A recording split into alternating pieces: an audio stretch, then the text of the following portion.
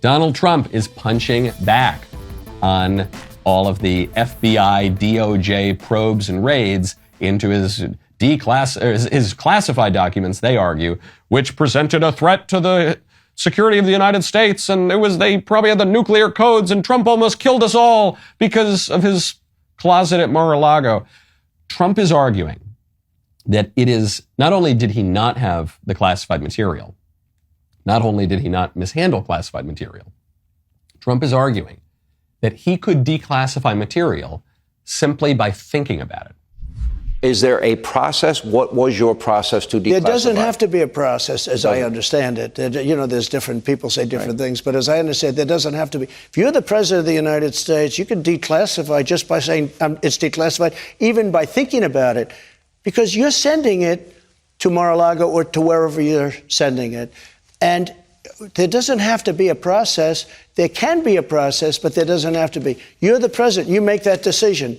So when you send it, it's declassified. I declassified everything.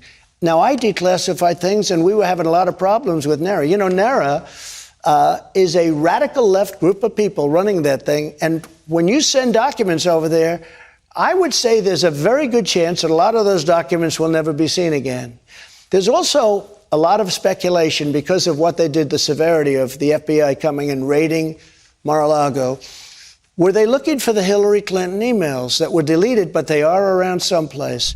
So Trump is saying, he's making a good observation. He's saying they obviously didn't go after Hillary this way, and Hillary had, not only did she have more urgent documents that were contemporary documents, they were documents while she was Secretary of State, not documents from the past when she was in office, as was the case with Trump.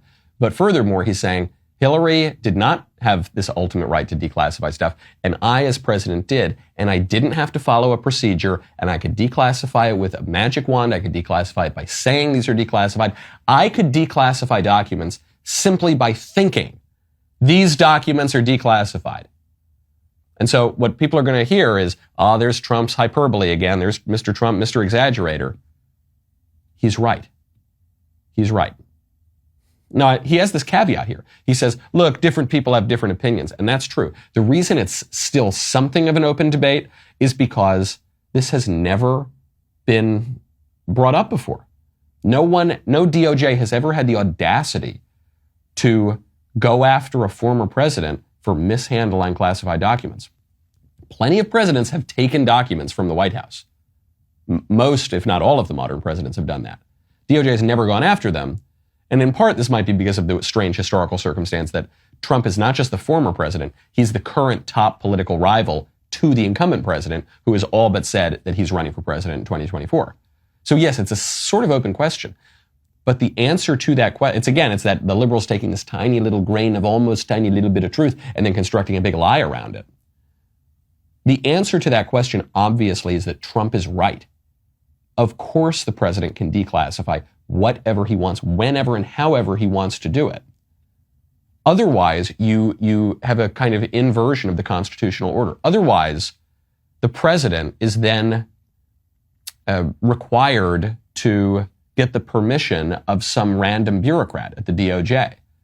And that is not how our system works. It's certainly not how our system is supposed to work. The president is not supposed to be responsible and accountable to some middling careerist employee at one of his own agencies in the executive branch. That's insane. Of course, the president has to have ultimate declassification authority. Right now, head on over to expressvpn.com/Michael Knowles Show. Big tech is more powerful than most countries are. They profit by exploiting your personal data. It is time to put a layer of protection between your online activity and big tech. That is why I use ExpressVPN.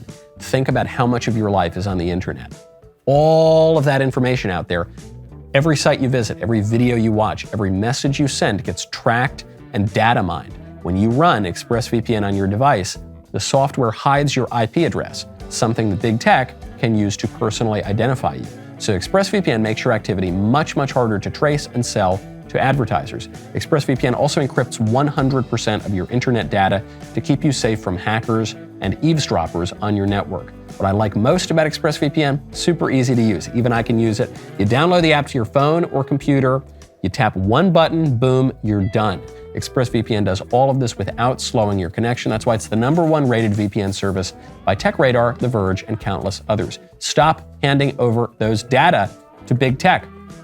Protect yourself with the VPN that I trust to keep me safe online. That's ExpressVPN. Go to expressvpn.com/Michael Knowles Show to get 3 extra months for free. This is just a political hit job on Trump. It's not the only one. We mentioned earlier this week that Letitia James, the Democrat AG in New York, who ran for office on a campaign of taking down Donald Trump, Letitia James is now bringing suit against Trump for some fraud in his businesses. And she's saying that Donald Trump exaggerated his wealth. Wow, breaking news, stop the presses. Donald Trump may have at some point or another exaggerated a little bit, particularly about his health. Wow, no one ever saw that one coming. Of course they did. That's part of the guy's whole brand. And even Bill Barr, Trump's former attorney general, who now they seem to have a pretty frosty relationship. Barr has been very critical of Trump at times. Bill Barr has even raised the prospect that Trump may have broken some law with the classified documents. Even Bill Barr is coming out and saying, this probe in New York, this is a total political hit job. What ultimately persuades me that this is a political hit job is she grossly overreaches when she tries to drag the children into this. Yes, they had roles in the business, but this was his personal financial statement. It was prepared by the CFO. Accounting firms were involved in it. The children aren't going to know the details of that and be able, and nor are they expected in the real world to do their own due diligence and have it, reviewed independently. And so this to me looks like gross overreach, which I think is going to end up backfiring on them, because I think it will make people sympathetic for Trump. That this is another example of people piling on because of Trump derangement syndrome. This strong desire to punish him. So Bill Barr, who everyone knows doesn't exactly love Donald Trump, he's saying this is so ridiculous. And of course, I've been saying this for many months now. It is a prosecution in search of a crime in so many levels. Going after Trump at the federal level because of the election claims, going after Trump at the state level because of the election claims, the New York Attorney General looking into the Trump Organization and Trump's business dealings, the FBI raiding Mar-a-Lago over the classified documents. It's all just BS. It's a political hit job to attack Donald Trump because the libs think that he is the top prospect in 2024. But there is actually some question about that now. There is a crazy new number out of Florida. A new poll finds that since January, Republicans in Florida have significantly changed their presidential preference. And Ron DeSantis, the governor of Florida, was trailing Trump in Florida pretty significantly. Now he's flipped that. Now DeSantis is leading Trump in Florida for president in 2024 by the same margin that Trump had been leading DeSantis at the beginning of the year. This according to a USA Today Suffolk University poll. On top of that, DeSantis has raised $177.4 million. That's more than any other governor in history. And he's giving a lot of it away. He's currying favor with lots of other Republican candidates to help them win around the country. Again, I still think today, if the primary were held today, Trump would most likely blow it out of the water. That's still where most of the numbers are. But the question has been recently, can there be movement? DeSantis, he's running, he's in the national media all the time.